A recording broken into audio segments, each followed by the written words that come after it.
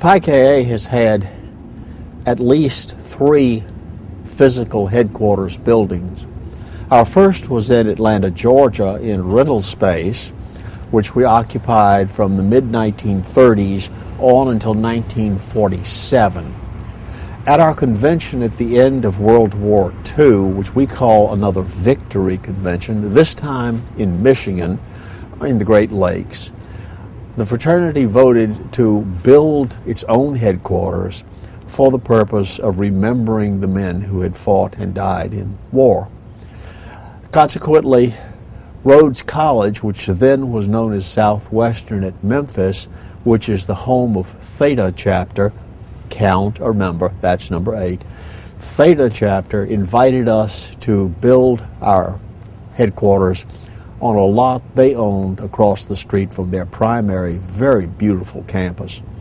We jumped at the chance and built it. But the question came, what should it look like? We settled for a Georgian style, which was reminiscent of Virginia. However, we outgrew that because in those days the fraternity had about 100 chapters. Today we have over 200 chapters, and simply the sheer volume of records and archives plus the necessary work, and the fraternity is composed of both professional staff members, the undergraduates, and the volunteer alumni. And you see some of our professional staff here. These young men will be traveling the United States and Canada over the next 2-year or at least year period of time, visiting chapters, helping them improve, helping them get stronger. And so the fraternity is very much involved with making Pi KA the best it can be for our college students in their experience. All these men have already been leaders in their chapters, and they are chapters that are from schools that are quite diverse in their makeup and format, and so we're glad to have them serving. But when we decided to rebuild a new headquarters building, we purposefully imitated the University of Virginia, and therefore this great portico reminds us of the portico at the Rotunda at the University of Virginia. And you will notice that at the 2 corners of the portico there are columns, and you will notice that there are 6 columns total, just as there are the 6 founders of the fraternity. And of course the Rotunda at the University of Virginia has that magnificent dome which combines together that Roman sense that you know from the Pantheon in Rome, or from great cathedrals like St. Peter's in Rome or St. Paul's in London. And we copy that style, and it's not easy to build that style in the 1980s. Nevertheless, it was, and it was opened here at Convention 1988. Conventions are usually held in August, and Memphis, of course, is on the Mississippi River, and therefore is given to the summer humidity that you would recognize. That day was hot. Everybody was anxious for the speeches outside to get over with, including the speakers. But it was a memorable event. So let's go in and see what they built. The first hall in this fraternity is dedicated to the men who created it. They actually all weren't there the first night. And the man I'm standing by right now, Frederick Southgate Taylor, is as close to a principal founder as we can have. Taylor was from Norfolk, Virginia. His father had been the bursar for William and Mary, which is out of Norfolk.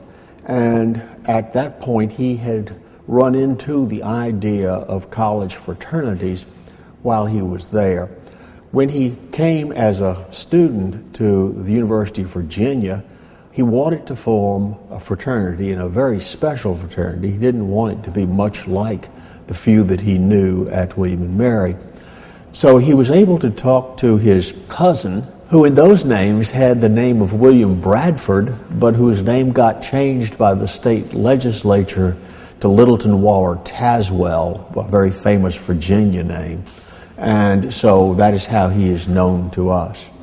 He was a student at the under school or nursery school for VMI.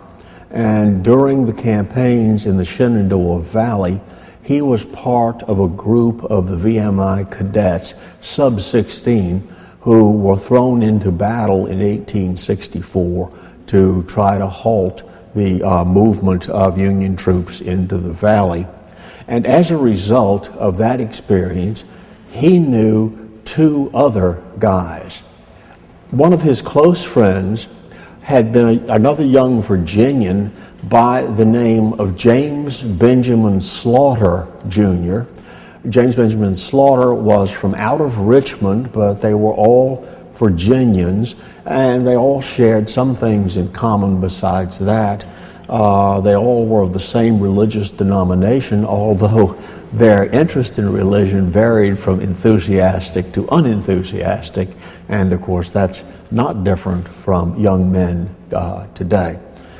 And of those, then the fourth of the Virginians,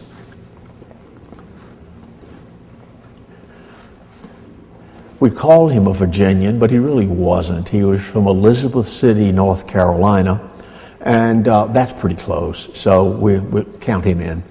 But he was also there with Littleton Waller Tazewell at VPI in the Battle of New Market in 1864. And in fact, he was the color bearer in the battle. That means the technical term is he was on the color, which meant that's what the other guys were shooting at, because that was the one they could figure out. And if they could get the banner down, then of course they would go. So he was under tremendous pressure. This young fellow was at this point around 18. He was the oldest, second oldest of the bunch. And he stood about 6'3", was a very large, substantial young fellow, and had signed up for the Confederate Army when he was a child in 1861, was always called Little Ajax. His dad pulled him out of the Army and sent him away to boarding school to keep him out of the conflict. He was an enthusiastic young man. But lest you think Pi Ka is a Southern fraternity, you must understand it is not and it was not. That was not the idea of these men, because they grouped with them two others. The oldest of the founders in age is Robertson Howard. He was a Marylander, and his father was a surgeon in the Union Army. This young man attached himself to his father. They were Quakers, they were not fighters. Attached himself to his father and served with his father as his father's medical assistant in Civil War surgery. Now, you are all men of the ages of 18 and up, and yet think of this young man who at 15 was handed a saw by his father and told to give the man in the bunk a shot of whiskey and saw off his leg. And he had to handle that at 15. And so he's a mature young man for his age here in the picture. So we have a young man who did service in the Union Army, along with three who did service in the Confederate Army, and one who, because he was too young, did no service in either army during that war. Let's look now at the sixth. William Alexander is the youngest of the six. Alexander was raised in Princeton, New Jersey, where his father was probably America's best-known theologian at the time and was at Princeton Theological Seminary. You might be interested that several of the international presidents of Pi Ka have gone through Princeton for their divinity degrees. William Alexander's parents sent him away to England for the war, so he's our exile in this business. So 1 too young to serve, 3 in the Confederate Army, 1 in the Union Medical Corps. In other words, just about as diverse a lot as you can get at that time on the UVA campus. And he's also the brains. This one read Latin at about the age of 6, was into Greek at the age of 8 and studied harder while he was in Britain. And while, of course, Frederick Southgate Taylor is really our spiritual founder in many ways, this man is the intellect in the founders of the fraternity. But they were all equally hardworking. It was Slaughter, for example, who was the first one to say, we don't want to be just a Virginia fraternity. Let's become a national fraternity. So he made that, which leads to us here today at this headquarters. This room is dedicated to their memory, and in a sense, the whole building resounds with them.